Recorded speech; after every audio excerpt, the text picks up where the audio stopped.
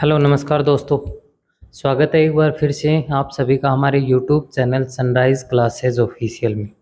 आज की इस क्लास में हम बात करेंगे फिल्म पुरस्कार 2023 के बारे में कि फिल्मों के क्षेत्र में इस बार कौन कौन से पुरस्कार दिए गए हैं, कौन कौन सी फिल्म को पुरस्कार दिए गए हैं, इनमें बेस्ट एक्टर का अवार्ड किसको दिया गया है, बेस्ट एक्ट्रेस का अवार्ड किसको दिया गया है, और साथ ही साथ बात करेंगे कि इनकी शुरुआत कब होती है और कौन सा संस्करण इस बार आयोजित किया गया है। तो चलिए शुरू करते हैं आज की क्लास। अगर आपने अभी तक हमारे यूट्यूब चैनल को सब्सक्राइब नहीं किया है तो चैनल को सब्सक्राइब कीजिए और बेल आइकन पर क्लिक कीजिए, जिससे आगे आने वाले वीडियोज़ के नोटिफिकेशन आपको मिलते रहें। तो चलिए शुरू करते हैं। Film award 2023। सबसे पहले है ऑस्कर अवार्ड 2023। ऑस्कर अवार्ड 2023 का इस बार 95 संस्करण था, 95th संस्करण था। तो ऑस्कर अवार्ड का 95वां संस्करण इस बार आयोजित किया गया है। एग्जाम में पूछा गया क्वेश्चन है कि ऑस्कर अवार्ड का कौन सा संस्करण आयोजित किया गया है। तो इस बार कौन सा संस्करण आयोजित किया गया है? 95वां संस्करण आयोजित किया गया है। इसकी शुरुआत होती है 1929 में। अगर आपसे पूछे कि ऑस्कर अवार्ड की शुरुआत कब हुई तो इसका आंसर क्या हो जाएगा? 1929। ऑस्कर अवार्ड की शुरुआत होती है 1929 के अंदर। बेस्ट एक्टर का अवार्ड इस बार दिया गया है ब्रेंडन फ्रेजर को। बेस्ट एक्टर का अवार्ड ब्रेंडन फ्रेजर को दिया गया है। और किस मूवी के लिए दिया गया है? द वेल मूवी में इनके अभिनय के लिए इनको बेस्ट एक्टर का अवार्ड दिया गया है। तो ये आपको याद रखना है। तो ऑस्कर अवार्ड में बेस्ट एक्टर का award Brendan Fraser the well movie के लिए। बेस्ट एक्ट्रेस का अगर अवार्ड पूछे कि ऑस्कर अवार्ड 2023 में बेस्ट एक्ट्रेस का अवार्ड किसको दिया गया है? मिशेल यो को। और ये पहली एशियन महिला हैं जिसको ये पुरस्कार दिया गया है। और किस मूवी में इनका अभिनय के लिए दिया गया है? Everything everywhere all at once movie में अभिनय के लिए इनको बेस्ट एक्टर का अवार्ड, बेस्ट एक्ट्रेस का अवार्ड दिया गया है। इसके बाद में बेस्ट फिल्म का award everything everywhere all at once, ये आपको अच्छे से याद रखना है। तो best film everything everywhere all at once के को दिया गया है। बेस्ट एक्टर का अवार्ड ब्रेंडन फ्रेजर को दिया गया है। बेस्ट एक्ट्रेस मिशेल यो को दिया गया है। अब दो पुरस्कार इस बार भारत को मिले हैं, एक तो बेस्ट ओरिजिनल सॉन्ग का पुरस्कार और एक बेस्ट शॉर्ट डॉक्यूमेंट्री का पुरस्कार। बेस्ट ओरिजिनल सॉन्ग का पुरस्कार अगर पूछे तो नाटू नाटू सॉन्ग को दिया गया है। फिल्म है RRR। फिल्म कौन सी है? RRR। सॉन्ग है नाटू नाटू। और इसके जो संगीतकार हैं उनका नाम क्या है? MM किरवानी। तो ये क्वेश्चन इस बार SSC में पूछा गया था कि नाटू नाटू सॉन्ग के संगीतकार कौन है। तो ये आपको याद रखना है कि नाटू नाटू सॉन्ग के संगीतकार हैं MM Keeravani. Best short documentary. Best short documentary का अवार्ड दिया गया है द एलिफेंट विस्पर्स को। द एलिफेंट विस्पर्स को बेस्ट शॉर्ट डॉक्यूमेंट्री को अवार्ड दिया गया है। और इसके डायरेक्टर हैं कार्तिकी गोंजाल्विस। ये आपको याद रखने हैं। तो ये दोनों पुरस्कार आपके लिए मोस्ट इम्पोर्टेंट हैं, इनको आपको अच्छे से याद रखना है। इसके बाद में नेक्स्ट अवार्ड है आईफा अवार्ड। आईफा अवार्ड का इस बार कौन सा संस्करण आयोजित किया गया है? 23वां संस्करण आयोजित किया गया है। और आईफा अवार्ड की शुरुआत होती है 2000 में। सन 2000 में आईफा अवार्ड की शुरुआत की गई थी, ये आपको याद रखना है। और इनका इस बार आयोजन कहाँ पे किया गया है? अबू धाबी में। इसका आयोजन भी अब की बार मोस्ट इम्पोर्टेंट है। तो इसका आयोजन कहाँ पे किया गया है? अबू धाबी UAE में। बेस्ट फिल्म का अवार्ड इस बार किसको दिया गया है? दृश्यम 2 को आईफा अवार्ड में बेस्ट फिल्म का अवार्ड दिया गया है। बेस्ट एक्टर का अवार्ड अगर पूछे तो ऋतिक रोशन को। और किस मूवी में अभिनय के लिए इनको बेस्ट एक्टर का अवार्ड मिला है? विक्रम वेदा मूवी के लिए इनको बेस्ट एक्टर का अवार्ड दिया गया है। बेस्ट एक्ट्रेस का अवार्ड अगर पूछे तो आलिया भट्ट। इस बार आलिया भट्ट ने बहुत सारे अवार्ड जीते हैं, तो इनका नाम आपको अच्छे से याद रखना है, एग्जाम में पूछा जाएगा। बेस्ट एक्ट्रेस का अवार्ड आलिया भट्ट गंगूबाई काठियावाड़ी मूवी के लिए इनको दिया गया है। तो आईफा अवार्ड पूछे कि कौन सा संस्करण आयोजित किया गया? 23 यानी 23वां संस्करण इस बार आयोजित किया गया। शुरुआत होती है 2000 में, आयोजन अबू धाबी में किया गया। बेस्ट फिल्म का अवार्ड दृश्यम 2 को दिया है। और बेस्ट एक्टर का अवार्ड अगर पूछे तो ऋतिक रोशन विक्रम वेदा मूवी के लिए। Best actress Alia Bhatt. और बेस्ट डायरेक्टर अगर आपसे पूछे तो R माधवन। और R माधवन की मूवी कौन सी है? रॉकेटरी। ये भी आपको याद रखना है। तो बेस्ट एक्टर आईफा अवार्ड में किसको दिया गया है? ऋतिक रोशन को। बेस्ट एक्ट्रेस आलिया भट्ट को। और बेस्ट डायरेक्टर अगर पूछे तो R माधवन। किस मूवी के लिए? रॉकेटरी मूवी के लिए दिया गया है। इसके बाद में नेक्स्ट अवार्ड है Hyundai Filmfare award 2023। Hyundai Filmfare award 2023। इस बार इनका 68वां संस्करण आयोजित किया गया है। कौन सा संस्करण? 68वां संस्करण इस बार आयोजित किया गया है। शुरुआत होती है इनकी 1954 में। राष्ट्रीय फिल्म पुरस्कार और फिल्म फेयर अवार्ड दोनों की शुरुआत 1954 में ही होती है, ये आपको याद रखना है। तो इनका कौन सा संस्करण है?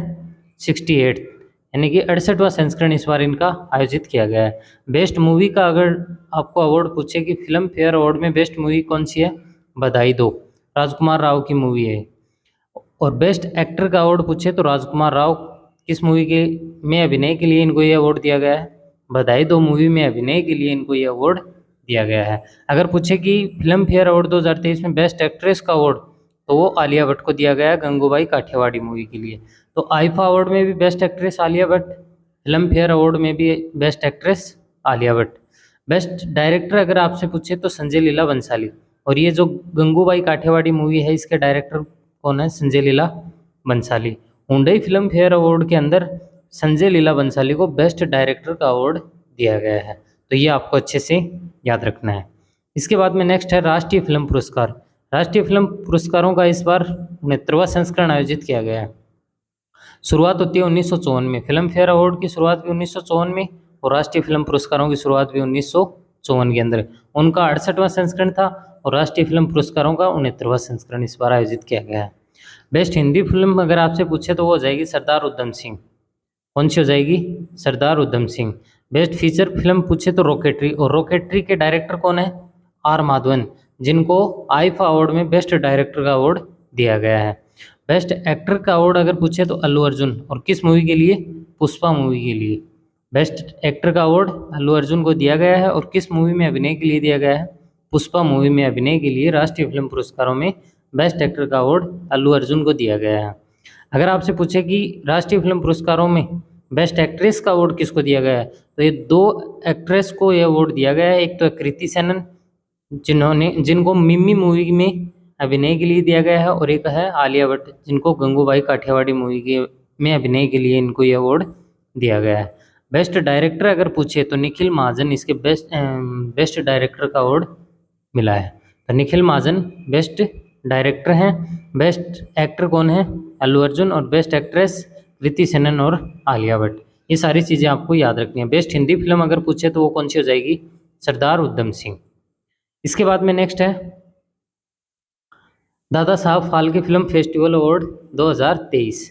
इस बार इनका 12वां संस्करण आयोजित किया गया है। इसकी शुरुआत होती है 2012 के अंदर। Dada Saheb Phalke film festival award की शुरुआत कब होती है? 2012 के अंदर। बेस्ट मूवी का अवार्ड अगर पूछे तो वो दिया गया द कश्मीर फाइल्स को।